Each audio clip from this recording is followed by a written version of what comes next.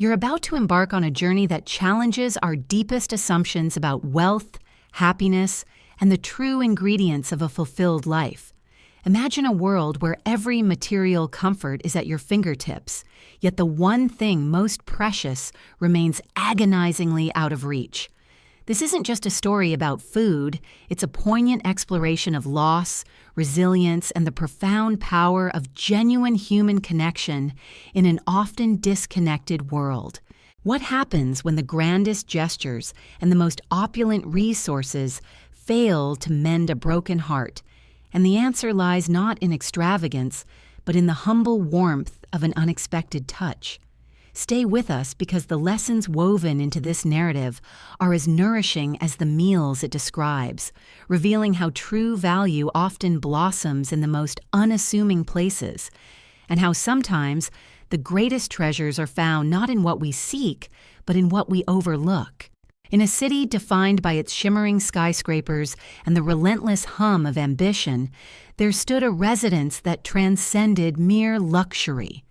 This was the domain of Mr. Donald, a man whose name was synonymous with colossal wealth. His estate wasn't just large, it was a sprawling testament to success, with gates that gleamed like polished gold and walls that whispered tales of prosperity. The garages housed a collection of automobiles that would make an avid collector swoon, a veritable museum of engineering marvels, each more exquisite than the last. His home, a majestic edifice of stone and glass, commanded respect, mirroring the grandeur of ancient palaces. It was a realm where every desire could be instantly fulfilled, every comfort meticulously curated. Yet despite this breathtaking panorama of affluence, an almost imperceptible void lingered within its polished corridors. A silence heavy with unspoken longing permeated the very air. This profound emptiness revolved around his daughter, Ella. A radiant little girl of just 5 years, Ella possessed an ethereal beauty, with eyes that sparkled like morning dew and a smile that, when it appeared, could effortlessly banish shadows from any room. But that smile, once a frequent visitor, had become a rare and fleeting guest. For many months, a pall of sorrow had settled over Ella's spirit, dimming her youthful vibrancy. Her mother, the heart and soul of their family, had succumbed to the relentless grip of cancer. The illness had cast a long, dark shadow over their lives, a period of hushed anxieties and fragile hopes, until one somber day, her eyes, once so full of life and love, closed forever. The sudden departure of her mother had fractured Ella's world, leaving an irreparable chasm in her innocent heart. Since that devastating day, Ella's once effervescent spirit had receded into a quiet solitude.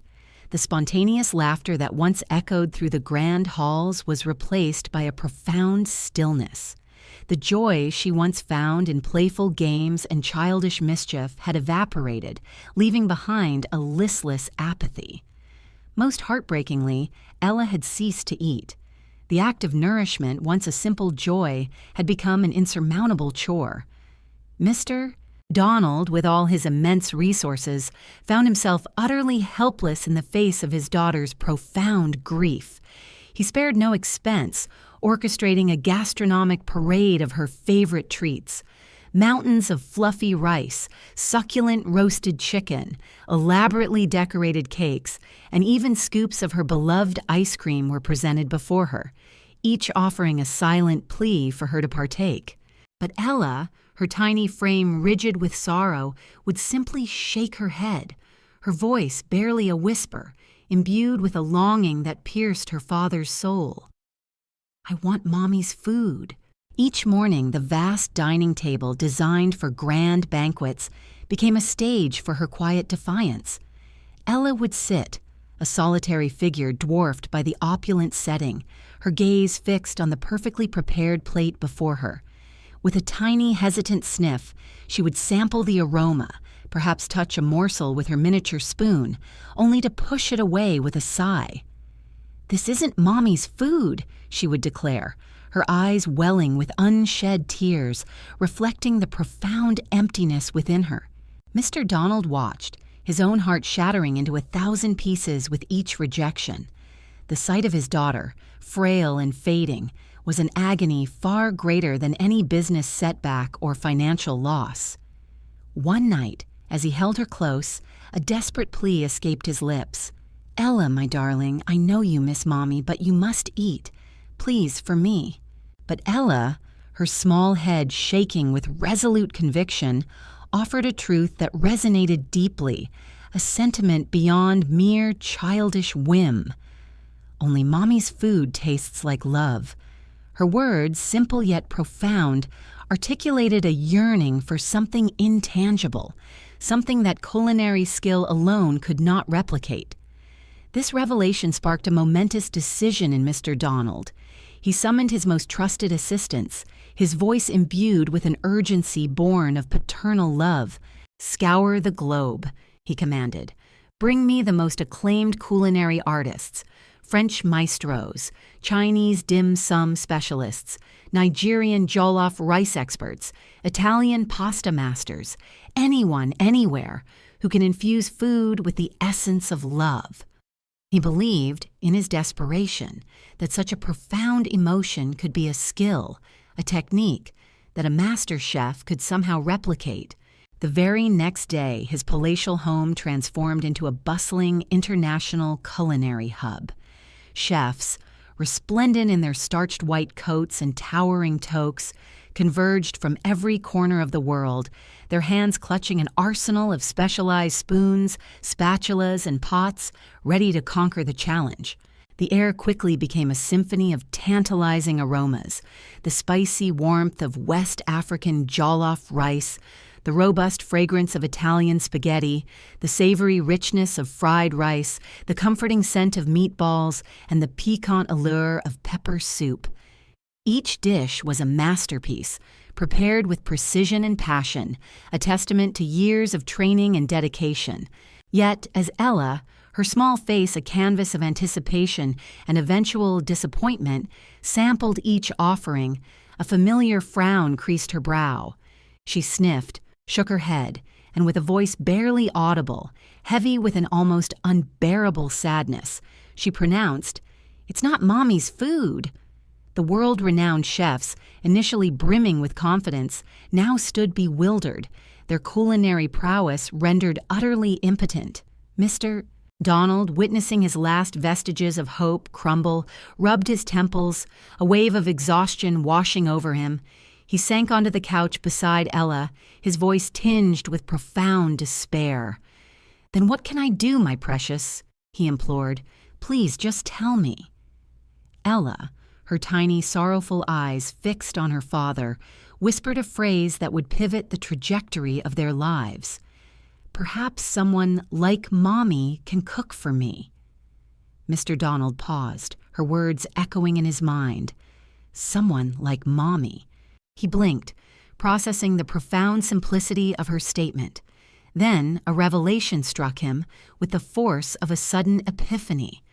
Perhaps, just perhaps, the answer lay not in skill, nor in expensive ingredients, but in a heart that cooked with the same genuine, unadulterated love as his late wife. This nascent idea, born from a child's innocent longing, marked the genesis of an entirely new, deeply personal quest. Far removed from the gleaming towers and the hushed, affluent avenues of the city lay a district known colloquially as River Lane Trenches. This was a world apart, a stark testament to the city's vast inequalities. The roads were perpetually dusty, each gust of wind stirring up fine particles that clung to everything. The gutters, choked with debris, emitted a pungent, acrid odor that permeated the very air. Homes, cobbled together from weathered planks of old wood and rusted, corrugated zinc, leaned precariously against one another, their fragile structures mirroring the precariousness of life within. Here, existence was a constant struggle, a relentless pursuit of daily survival. Yet amidst this crucible of hardship, a beacon of quiet resilience shone in the form of a young woman named Naomi. Naomi, a mere 23 years old, possessed a slender grace and a beauty that transcended her humble attire. Her smile, a rare and genuine warmth, had the power to disarm even the most hardened hearts. But her clothes, perpetually worn and faded, spoke volumes of her circumstances. Her slippers, frayed and torn, bore witness to countless miles walked on unforgiving paths.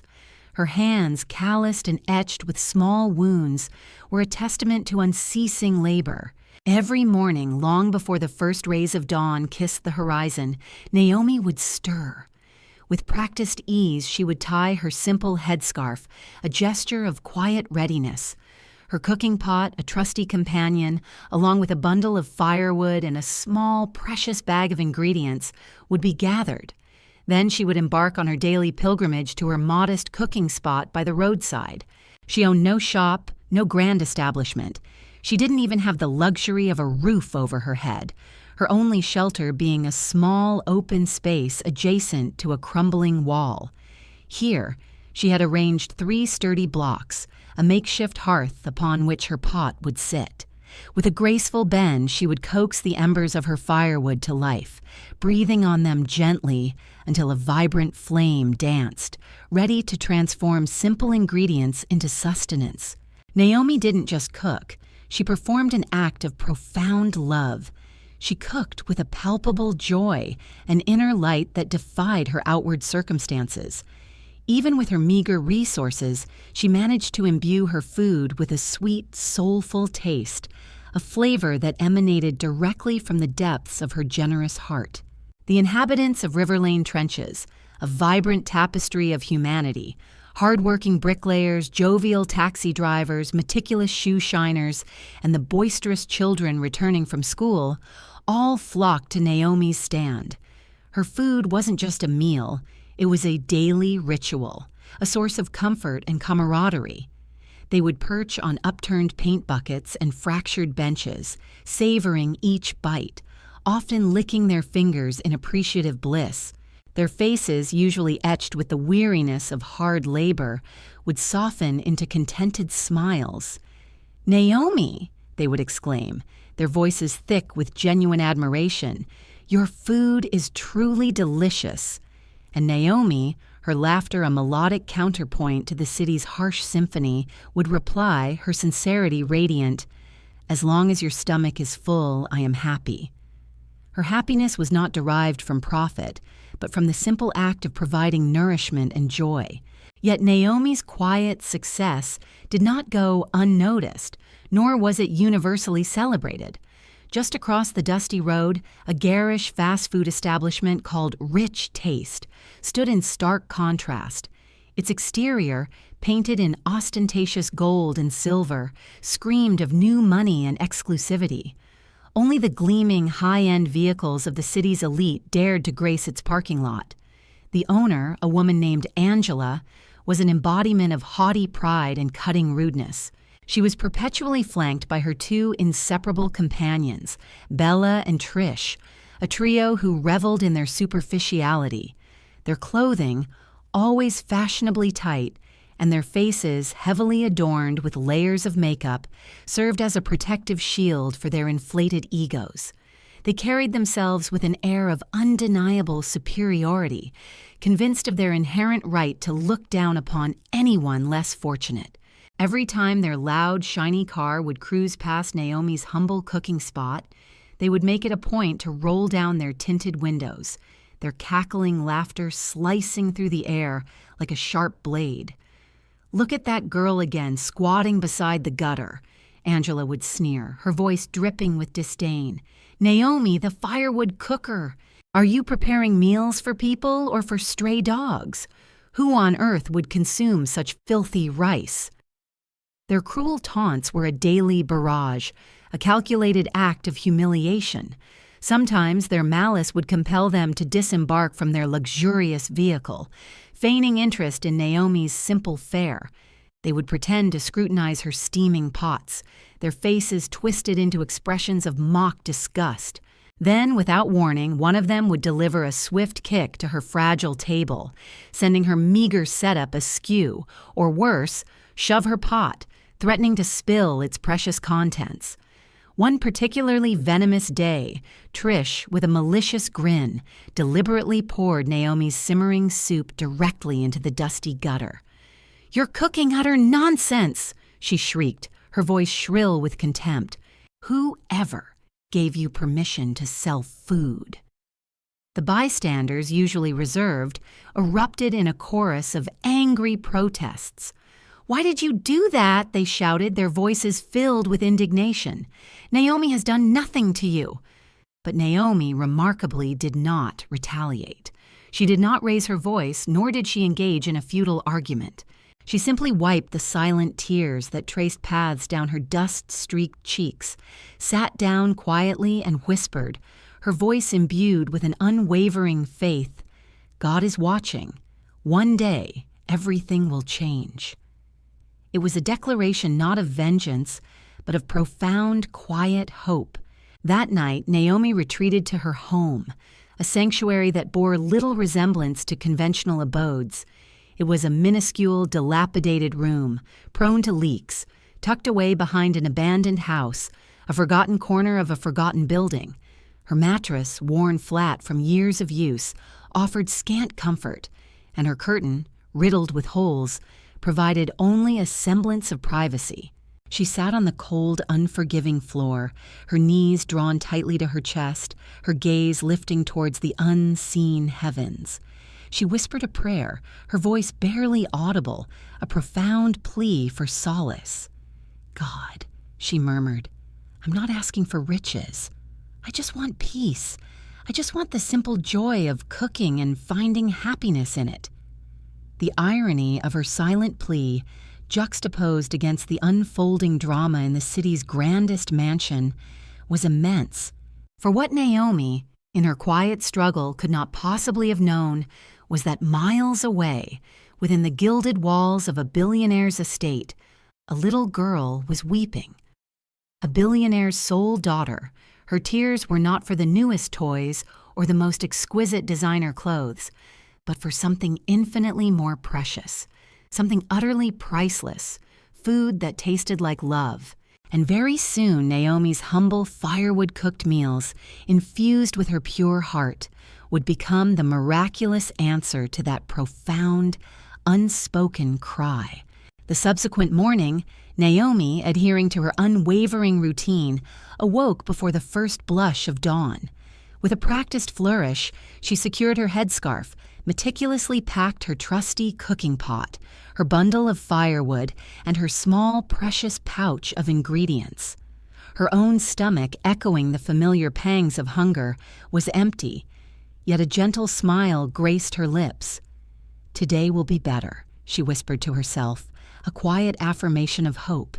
She traversed the familiar dusty path, a ribbon of red earth winding through the trenches, until she reached her designated cooking spot. There she knelt, her movements fluid and purposeful, beginning the sacred ritual of setting her fire. Soon the crisp morning air began to fill with an enchanting symphony of aromas. The sweet caramelized scent of fried onions, the pungent kick of fresh pepper, and the earthy richness of palm oil. Children, on their way to school, paused their boisterous games, their small noses twitching as they inhaled the tantalizing perfume. A bus driver, usually in a hurry, pulled his vehicle to the side of the road, compelled by the irresistible fragrance to purchase a plate of her jollof rice and beans. An elderly man, his face weathered by time, presented an empty container, patiently awaiting her legendary Aussie soup. Despite the incessant hardships that punctuated her daily existence, Naomi's food possessed an inexplicable magic, a rare ability to bring smiles to weary faces, to offer a moment of pure, unadulterated joy. This, she understood, was her profound purpose, her deepest happiness. But as the sun climbed higher, casting its golden rays upon the bustling scene, an anomaly disrupted the familiar rhythm of the market.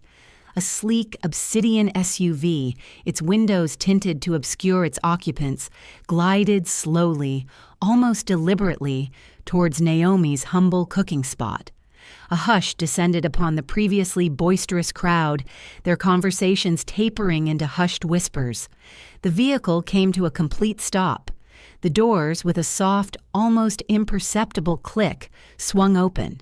A tall, impeccably dressed man, clad in a sharp black suit, emerged, followed by two equally formidable figures. Naomi, her hand still stirring the bubbling pot, froze mid-motion, her heart thumping in erratic rhythm against her ribs. The curious onlookers exchanged perplexed glances, their gazes darting between the imposing strangers and the unassuming cook. One of the men, his face serious, his demeanor authoritative, approached Naomi. "Are you the individual who prepares meals here every day?"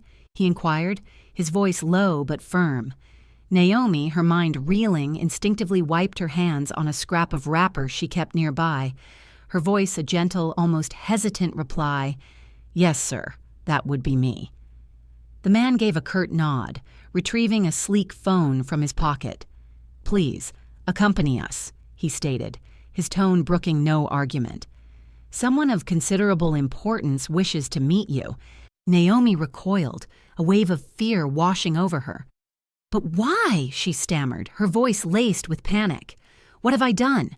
I assure you I haven't stolen anything." The man, sensing her alarm, quickly offered reassurance. "You are not in any trouble, miss. We simply require your assistance. Please." Naomi's gaze drifted to her half-finished pot of soup, then swept across the faces of the now whispering, openly staring crowd. With hands that trembled almost imperceptibly, she gathered her small bag, a beacon of resignation in her eyes, and silently followed them. The journey was a dizzying blur, a rapid ascent from the depths of her familiar world. They drove for what felt like an eternity, leaving behind the dusty tracks of the trenches, traversing pristine, smoothly paved roads that sliced through landscapes Naomi had only ever glimpsed in distant dreams. Her eyes widened, absorbing every unfamiliar detail, every grand structure that rose majestically into the sky. Her astonishment reached its crescendo when their vehicle passed through colossal gates, guarded by uniformed soldiers, an image more akin to a fortified palace than a private residence. The compound was immense, a sprawling expanse of manicured lawns and architectural grandeur, a veritable dreamscape. They assisted her from the car, guiding her through an entrance that shimmered with opulence into the heart of the mansion. There, in the sprawling expanse of a living room, sat Mr. Donald, the billionaire. His face, etched with a profound weariness, told a story of sleepless nights and unsept anxieties. His suit, though impeccably tailored, seemed to hang heavily on his frame, burdened by an invisible weight. Beside him, a tiny, fragile figure, sat little Ella, a well-worn teddy bear clutched tightly in her pale hands. Her cheeks, once rosy with childish exuberance, were now a muted canvas of exhaustion, her eyes dull and lifeless. When her gaze fell upon Naomi, a flicker of something, a nascent spark ignited within them. She blinked, a slow, deliberate motion. Mr. Donald rose, his movements deliberate, his voice low. "This is the woman." "Yes, sir," one of the guards confirmed, his tone deferential. Mr. Donald turned to Naomi, his expression a mixture of apology and desperate hope. "Madam," he began, "I apologize for the abruptness of your arrival, but I have exhausted every conceivable option." His voice cracked slightly with raw emotion. "My daughter has not consumed a proper meal since her mother's passing. I have summoned chefs from every corner of the globe, each a master in their craft, but she rejects them all, her heart fixed on her mother's food. And yesterday," he continued, his gaze softening as he looked at Ella, "she uttered a profound truth. She said, 'Perhaps someone who cooks with love, like her mommy, can help. And that, Miss Naomi, is why we have brought you here." Naomi's lips parted slightly, a silent gasp escaping. She stared at the small, vulnerable girl, a profound sense of empathy washing over her. Their eyes met, a silent communication passing between the wealthy, grieving child and the poor, kind cook. Suddenly, as if drawn by an invisible thread, Ella rose from the couch and slowly, deliberately, walked towards Naomi. Her small legs carried her forward until she stood directly before the woman. She gazed up at Naomi's face, then, with a gesture of profound trust, reached out and took her hand. "You smell like Mommy's kitchen," she whispered, her voice barely audible, yet ringing with the clarity of undeniable truth. Tears, hot and unexpected, welled in Naomi's eyes, blurring the edges of the opulent room. She instinctively bent down, her arms enfolding the fragile child in a gentle embrace. And in that moment, a miracle unfolded. For the first time in many agonizing months, Ella smiled. It was a faint, hesitant smile, but it was real, a flicker of light piercing through the heavy veil of grief. Mr. Donald's heart, which had been a leaden weight in his chest, surged with a renewed, electrifying hope. He rushed forward, his voice choked with emotion. "Can you please cook something for her? Anything at all. Just make her taste food again. Please, Naomi." Naomi, her own tears blurring her vision, wiped them away with the back of her hand. She stood tall, her voice steady and resolute. "I will try." And so Naomi, the humble girl from the River Lane trenches, found herself standing in the gleaming, state-of-the-art kitchen of a billionaire's mansion. It was a space of dazzling surfaces and sophisticated appliances, a world away from her makeshift roadside stove, with hands that had learned their craft not from culinary schools, but from necessity and love. She carefully washed them. She then adjusted her scarf, securing it tighter, a familiar, comforting ritual. She didn't request exotic, expensive ingredients. Her needs were simple, humble, yet potent. Fresh onions, pungent pepper, rich palm oil, earthy crayfish, and savory dry fish. She arranged 3 blocks on the pristine counter, just as she did by the roadside, and using a small, controlled burner, lit a fire. The soft crackle and the faint, smoky aroma brought an unexpected sense of familiarity and purpose to the sterile environment. As the pot began to simmer, a sweet, comforting fragrance slowly permeated the expansive kitchen, the unmistakable, soul-soothing scent of real, home-cooked food. Ella, drawn by an invisible thread of memory and longing, came running into the kitchen. Her small nose twitched, her eyes lighting up with an almost childlike wonder.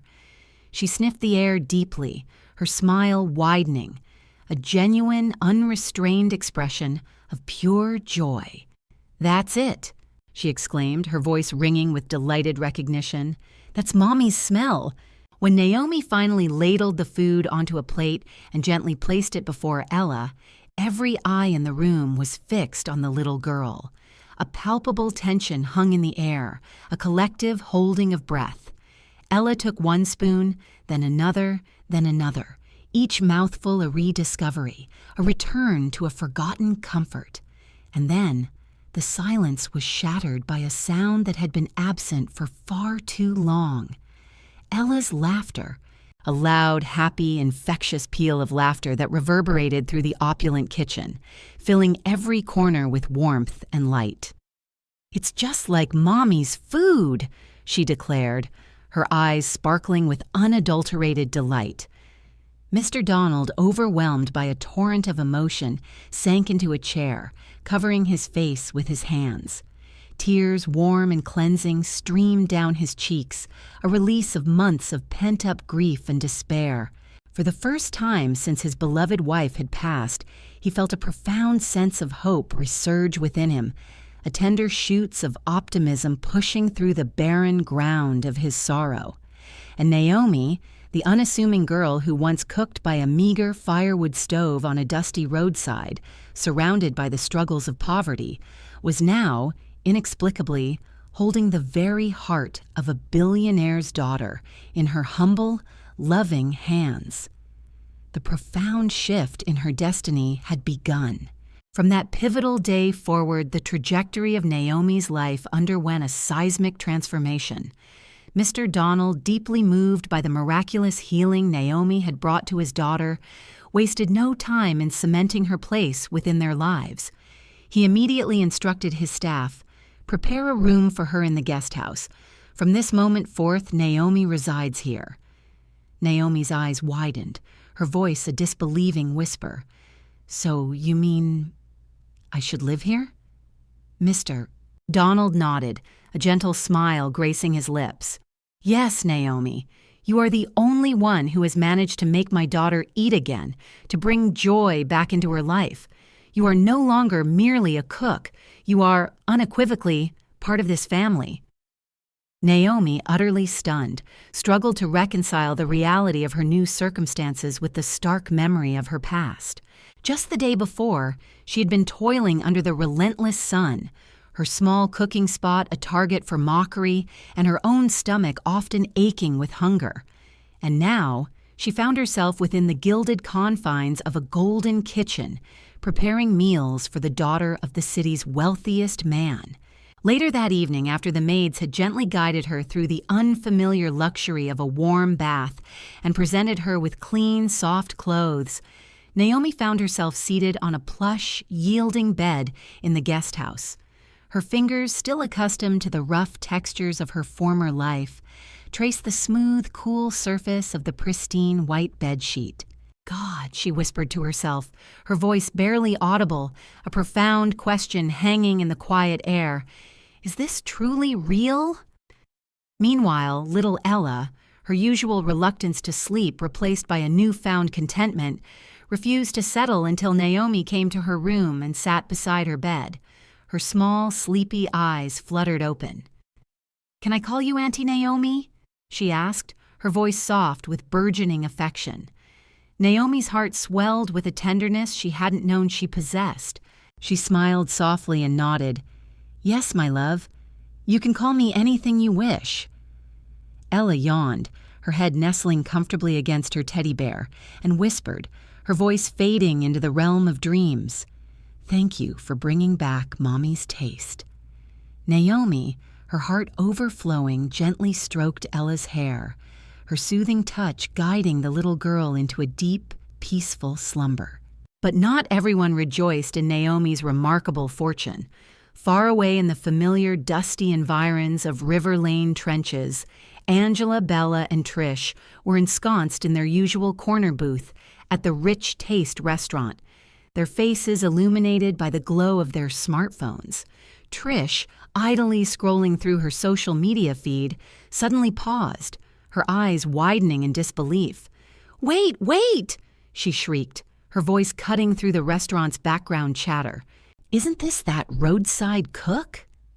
Angela, her curiosity piqued, leaned over, her face a mask of intrigue. "Let me see." All three women stared, transfixed at the glowing screen. It was a picture, prominently featured on a popular news blog, accompanied by a headline that pierced their carefully constructed world. "Billionaire's daughter eats for the first time in months, thanks to a poor roadside cook named Naomi." Angela's face, usually a mask of haughty indifference, flushed crimson with a potent cocktail of jealousy and disbelief. "What absolute rubbish is this?" she fumed, her voice barely controlled. "That same Naomi, cooking inside Donald's mansion?" Bella, her lips pursed in a venomous hiss, added, "What did she cook? Firewood rice?" They all erupted in a chorus of bitter, mirthless laughter, but beneath the forced bravado, an uncomfortable truth gnawed at their hearts. The bitter irony was undeniable.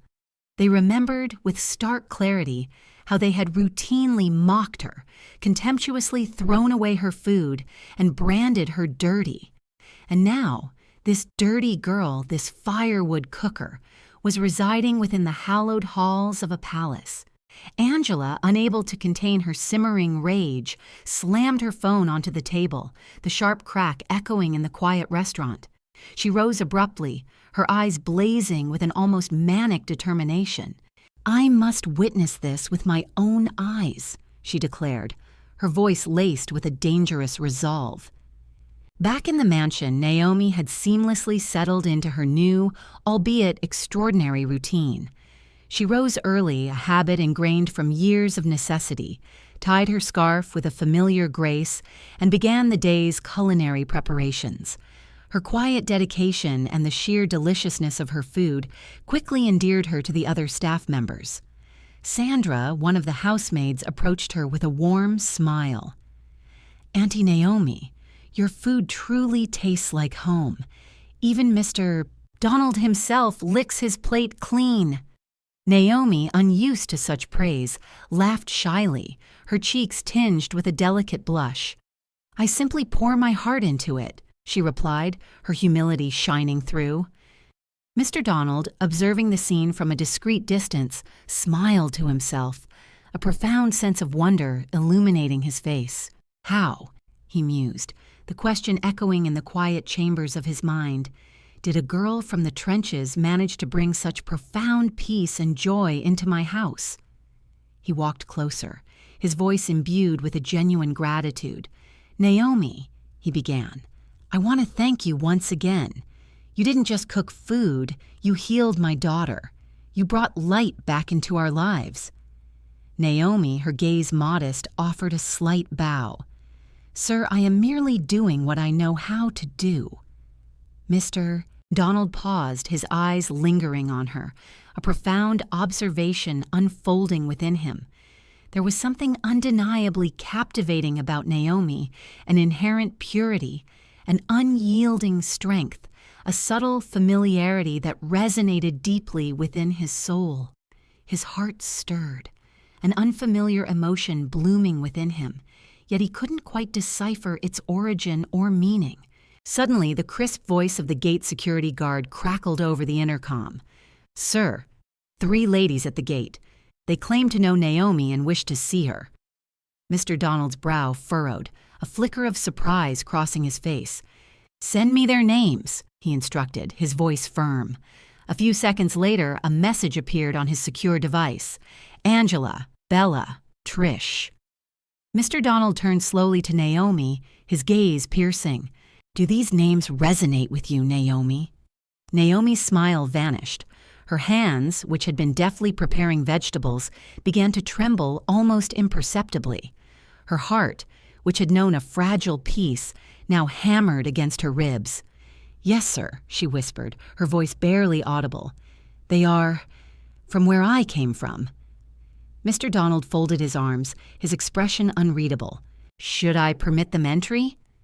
Naomi swallowed hard, her gaze dropping to the simmering pot of soup, then rising slowly to meet Mr. Donald's eyes. Her voice, though quiet, was imbued with a newfound strength. "Yes, sir," she stated, her resolve unwavering. "Let them in." Because Naomi, in the quiet crucible of her new life, was no longer the same vulnerable girl they had once delighted in mocking. The large golden gate, a symbol of impregnable wealth and exclusivity, slowly swung open. A sleek black SUV, the very same vehicle that had once ferried their cruel taunts, rolled gracefully into the expansive compound. Inside, Angela, Bella, and Trish sat, their faces meticulously painted with layers of makeup, each carefully applied to project an image of effortless superiority. But beneath the facade of powder and lipstick, an emotion they could not possibly conceal gnawed at them. Profound shock. They gazed upon the sprawling estate, their eyes wide with disbelief. The compound was immense, an architectural marvel. The flowers, meticulously trimmed, bloomed in vibrant profusion. The grounds were immaculate, gleaming like polished glass. Security personnel, impeccably uniformed, stood sentinel at every corner, their presence an unspoken declaration of impenetrable wealth. Is this truly where Naomi lives now? Bella whispered, her voice tinged with incredulous awe. Angela, her arms folded tightly across her chest, her pride a brittle shield, retorted, I don't care where she resides. In my eyes, she remains the same street girl. The driver parked the SUV with practiced ease. A guard, his demeanor impassive, opened the door for them.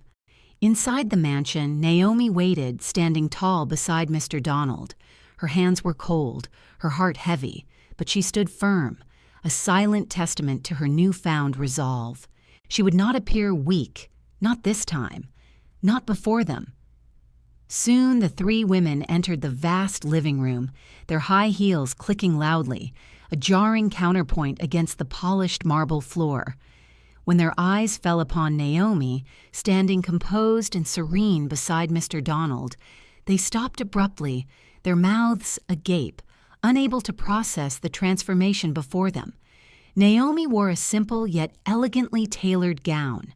Her scarf, once a pragmatic necessity, was now a statement of understated grace, immaculately clean. Her skin, once weathered by the elements, now glowed with a healthy radiance. There was not a trace of the suffering, the very visible hardship that they had once so gleefully ridiculed.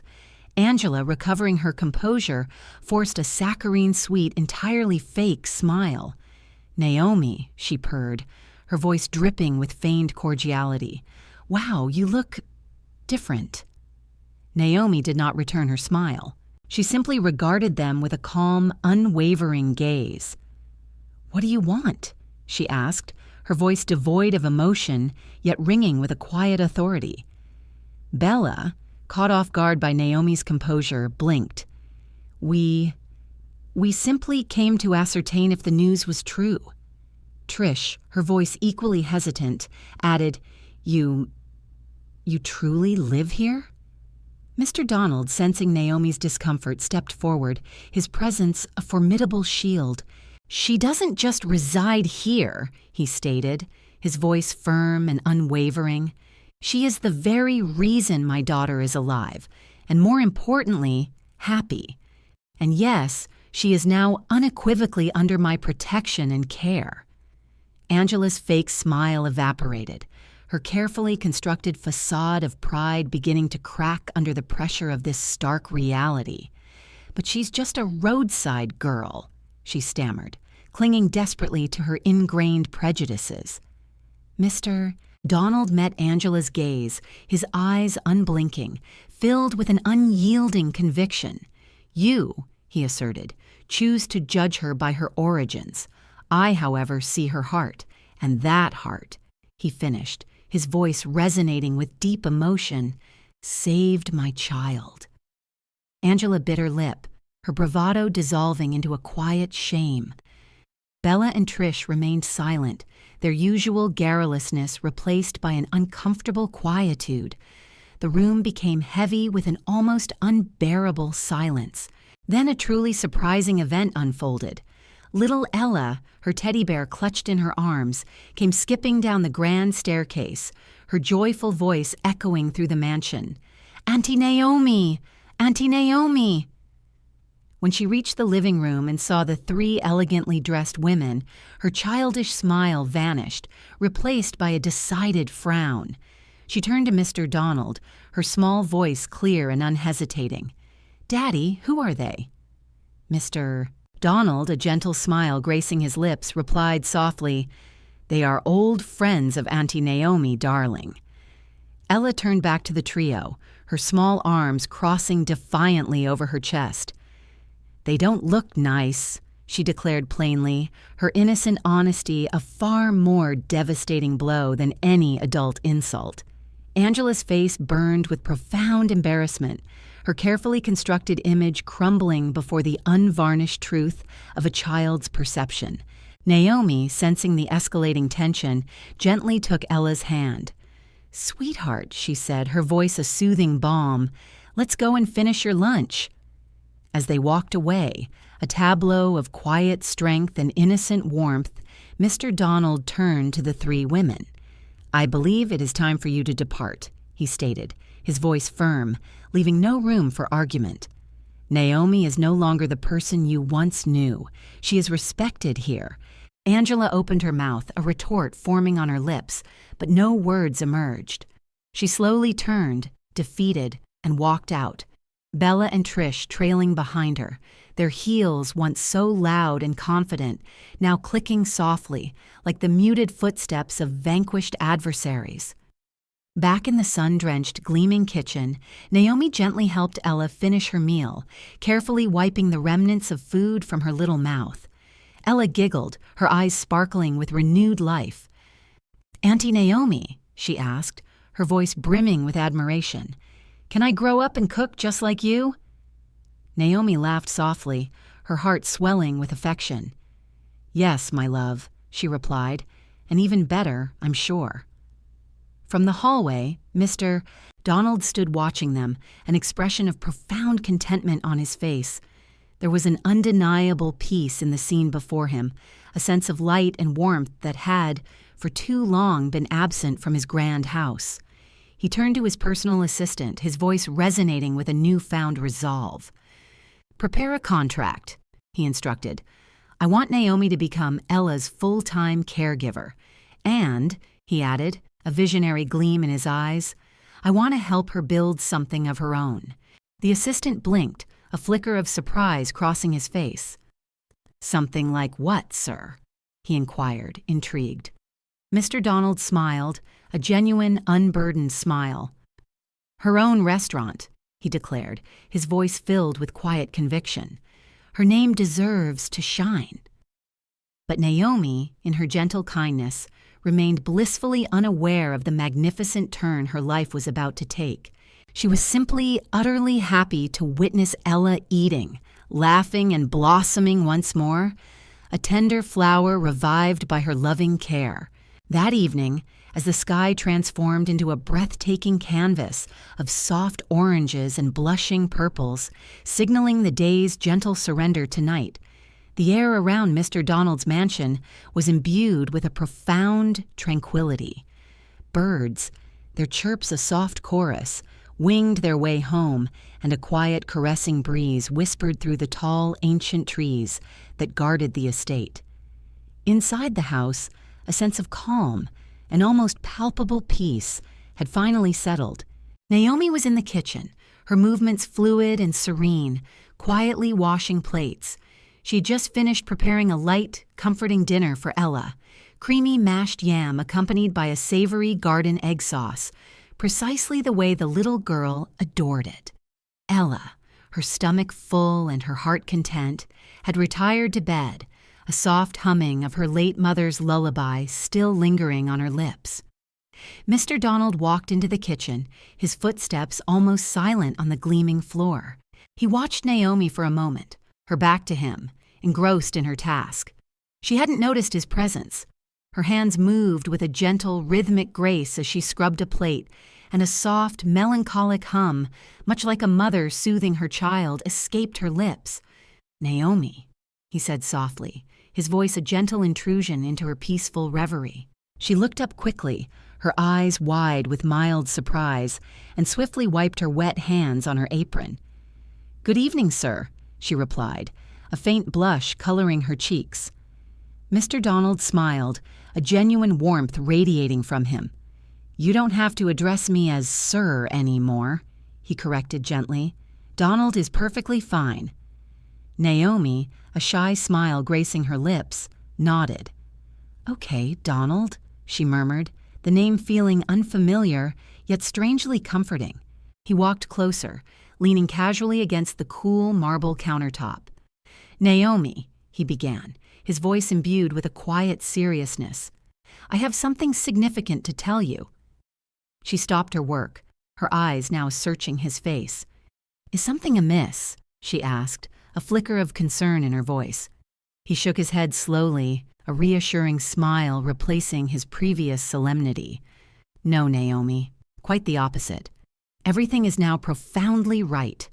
He paused, gathering his thoughts, his gaze reflecting a deep gratitude. "You have brought joy back into this house. My daughter laughs again, truly laughs. She sleeps peacefully, unburdened by sorrow. She eats with a happiness I hadn't seen in months. And you, Naomi, you made all of that possible."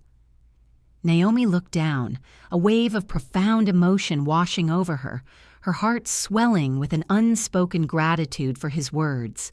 He continued, his voice steady. "I want to help you, Naomi. I remember you once telling me that all you truly desired was peace and a chance to cook, to share your gift with others." He pushed away from the counter, his gaze firm and resolute. "And so, I've decided to open a restaurant for you, a place where you can cook your own food exactly the way you love it, from your heart, and serve people with the same love you've shown my daughter." Naomi's eyes widened, a mixture of disbelief and burgeoning hope illuminating them. A restaurant for me?" she stammered, her voice barely a whisper. Mr. Donald nodded, his smile unwavering. "Yes, Naomi, fully yours. I will fund it entirely. I will provide you with everything you could possibly need. You possess a remarkable gift, Naomi, a gift of love and comfort, and the world deserves to taste it." Naomi covered her mouth with trembling hands, a silent struggle to contain the overwhelming rush of emotion. I don't know what to say," she managed, her voice thick with unshed tears. Mr. Donald's smile deepened. "Just say yes," he urged gently.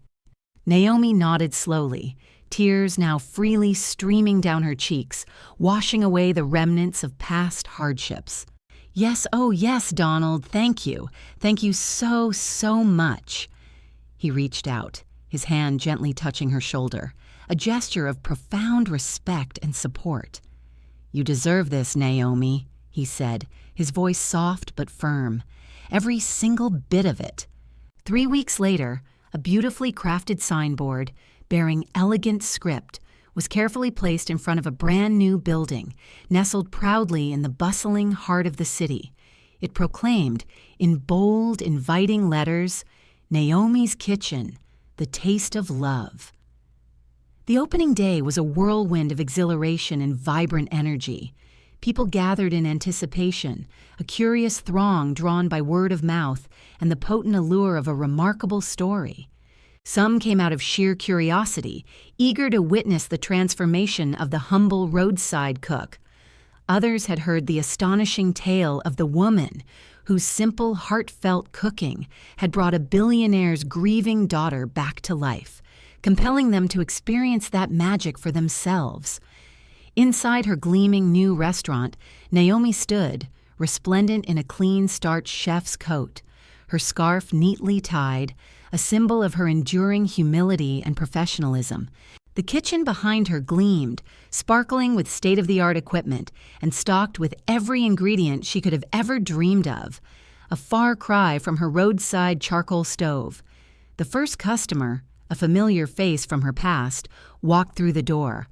It was a taxi driver, his face creased with genuine wonder, from River Lane trenches. "Naomi," he exclaimed, his voice filled with awe, "you mean you are the owner of this magnificent place?" Naomi smiled brightly, her heart swelling with warmth, and nodded. "Yes," she replied, her voice soft with gratitude. "Please, come in. You were one of the first to believe in my cooking, and I'll never forget that." Soon, a steady stream of customers began to pour in, their faces alight with anticipation. Even journalists, with their cameras flashing and notebooks at the ready, arrived, eager to capture the essence of this inspiring tale and quiz Naomi about her extraordinary journey. Mr. Donald and little Ella, a picture of contented serenity, sat quietly at a special table near the window, observing the joyous chaos with soft smiles. Naomi, with a tenderness born of deep affection, served them herself, placing a steaming plate of hot jollof rice and succulent pepper chicken before them. Ella, her eyes dancing with delight, clapped her small hands. "This," she declared, her voice ringing with pure happiness, "is the smell of Mommy's love." The crowd, witnessing this heartfelt exchange, erupted in cheers, their enthusiasm infectious. Cameras flashed incessantly, each click capturing a moment of profound triumph and heartfelt connection. Everyone, it seemed, yearned for a taste of Naomi's magical food, a culinary experience that transcended mere sustenance. But outside the bustling restaurant, cloaked in the shadows of a nearby corner, a lone figure stood, her eyes hidden behind dark sunglasses. It was Angela. She watched in profound silence, her heart a cauldron of burning jealousy and bitter resentment. "That poor girl, she truly made it," she whispered, her voice laced with a raw, undeniable, grudging admiration. Bella and Trish stood beside her, both equally speechless, their usual snide remarks rendered utterly impotent by the undeniable reality of Naomi's success. Angela, unable to bear the sight any longer, turned abruptly and walked away. But deep inside, a venomous seed of resentment remained. Naomi's journey had only just begun, a beautiful, unfolding narrative of triumph. Yet, a storm, a lurking tempest born of envy and malice, was already gathering on the horizon, threatening to disrupt her hard-won peace. Naomi's kitchen swiftly became the unequivocal talk of the city, its reputation preceding it like a fragrant, irresistible aroma. From the very day its doors opened, the restaurant was perpetually packed, a testament to the profound appeal of its culinary offerings. People formed winding queues, patiently waiting before sunrise, driven by an insatiable desire to experience her meals. Her food, it was widely acknowledged, transcended mere deliciousness. It carried an elusive yet palpable quality that nourished not just the body, but the soul. It evoked the comforting embrace of home, the profound sensation of love, and the quiet peace that emanated from a pure, generous heart. Soon, an eclectic array of visitors, ranging from influential food bloggers with their discerning palates to television reporters eager for a captivating human interest story, and even international tourists seeking an authentic taste of the city, began to flock to Naomi's kitchen. Through it all, Naomi remained remarkably humble, her spirit untouched by the accolades and burgeoning fame. Every morning, with unwavering devotion, she knelt beside her bed, offering a silent prayer of gratitude before embarking on her day at the restaurant. She continued to personally oversee and cook the majority of the meals, her hands still nimble and sure, infusing each dish with her unique brand of love. And, as a poignant reminder of her humble beginnings and enduring identity, she still tied her scarf with the same practiced ease she had perfected by the roadside. Within the heart of the restaurant, a special corner was dedicated, adorned with a gleaming golden plaque. Its inscription read, "Dedicated to Ella's mommy, the taste that lives on," a beautiful tribute to the memory that had ignited Naomi's extraordinary journey. Mr. Donald and Ella became regular patrons, their visits a cherished ritual every weekend. Their presence was a quiet affirmation of the deep, unbreakable bond that had blossomed between them. Naomi, in turn, seamlessly transitioned into a role akin to a second mother for Ella. She patiently assisted with homework, her voice gentle and encouraging, meticulously combed Ella's soft hair, and lovingly tucked her into bed during her sleepovers at the sprawling mansion. Their connection deepened with each passing day, intertwining their lives in a tapestry of affection and shared experiences. One tranquil evening, after the last customer had departed and the restaurant's doors were finally closed, Naomi stepped outside. She gazed upwards at the vast expanse of the night sky, her spirit finding solace in the myriad of bright, distant stars. A soft, caressing wind stirred around her, a gentle whisper against her skin. She heard footsteps behind her and turned to see Mr. Donald approaching, his presence a comforting anchor in her new, extraordinary life. He came closer, standing beside her, sharing the quiet beauty of the moment. "Naomi," he said, his voice imbued with a profound sincerity, "do you truly comprehend how incredibly proud I am of you?" Naomi smiled, a genuine warmth radiating from her. "You gave me a chance, sir," she replied, her humility unwavering. He gently interrupted, a soft, almost tender correction. "Donald, please. Just call me Donald." They both shared a gentle laugh, the sound a melodic counterpoint to the quiet night. After a long, comfortable pause, Donald turned, his gaze meeting hers, his eyes filled with a deep, unwavering emotion. "Naomi," he began, his voice low and sincere, "I honestly cannot envision my life or Ella's life without you anymore. You didn't just bring back my daughter's joy. You resurrected my own peace, a peace I thought was lost forever. You are so much more than just Ella's cook. You are, unequivocally, an integral part of this family." Naomi blinked slowly, her mind struggling to process the depth of his words, the unspoken implications hanging in the starlit air. "What exactly are you saying, Donald?" she whispered, her heart beginning to pound a frantic rhythm against her ribs. He reached into his pocket, his hand emerging with a small velvet-covered box. With a deliberate motion, he opened it, revealing a simple yet exquisitely beautiful ring nestled within. He took a deep breath, his eyes fixed on hers, a silent question hanging between them. "Naomi," he said, his voice infused with a profound vulnerability and an unwavering conviction. "Will you marry me?" Naomi gasped, her hands instinctively flying to her chest, her mind reeling. For a suspended moment, words failed her, caught in the tumult of her emotions. "Me?" she finally managed, her voice barely audible, laced with a mixture of disbelief and soaring hope. You want to marry me?" Donald's smile was tender, filled with an overflowing love. "Yes, Naomi," he affirmed. "You. Not because you cook so exquisitely, nor because you healed my daughter's broken spirit, but because of your heart, your incredible strength, your unwavering kindness, your boundless compassion. You are everything I unknowingly prayed for, even when I wasn't aware I was praying." Tears, warm and unstoppable, streamed down Naomi's cheeks, a joyful cascade. Her voice, thick with emotion, was a barely audible whisper, yet brimming with absolute certainty. "Yes," she breathed. "Yes, Donald, I will." He slipped the ring onto her finger, its cool touch a tangible promise.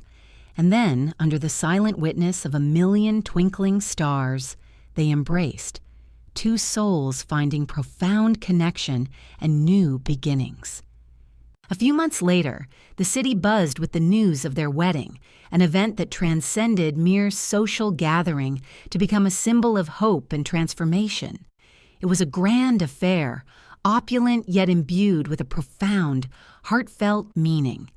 Naomi, radiant in a simple yet elegant white gown, walked down the aisle, her hand clasped firmly in Ella's, the little girl now a flower girl, her face beaming with pure joy. The assembled crowd rose to their feet, their applause a thunderous ovation, their faces alight with genuine smiles. Even people from River Lane Trenches, her former community, arrived in a procession of buses, resplendent in their finest clothes, their presence a testament to their unwavering support and pride. The taxi driver, the old man who once brought soup containers, the humble shoemaker, even the kind woman who had once offered Naomi onions in her time of need, they were all there, witnessing her extraordinary triumph. Angela, Bella, and Trish, watching the ceremony unfold on a television screen, presented a stark contrast. Angela, unable to stomach the sight of Naomi's happiness, abruptly turned off the television, the click echoing in the resentful silence. "I should have treated her better," she mumbled bitterly, a rare moment of introspection piercing through her hardened facade. But for Naomi, that painful chapter was irrevocably closed. She had, in the expansive generosity of her spirit, forgiven them. She had moved on, not just surviving, but blooming into a magnificent woman. 1 year later, Naomi stood on the sun-drenched balcony of her new home, a gentle breeze ruffling her hair. In her arms, a precious bundle, her baby boy, lay sleeping peacefully, a tiny testament to the boundless love that now filled her life. Ella, now a proud older sister, stood beside her, her maths book clutched in her hand, giggling softly at some private joke. Donald emerged from within the house, his arm wrapping around Naomi's shoulder, a gesture of profound affection and contentment. "I never thought I could be this happy again," he whispered, his voice thick with emotion, his gaze fixed on his beautiful family. Naomi smiled at him, her eyes shining with love, then looked up at the vast, endless sky. "Sometimes," she said softly, her voice imbued with a quiet wisdom, "all a person truly needs is a chance and a little love." Orgies, down the bustling street, a new branch of Naomi's kitchen was preparing for its grand opening, its signboard proudly displaying the very words that had started it all, a beacon of hope and healing, the taste of love.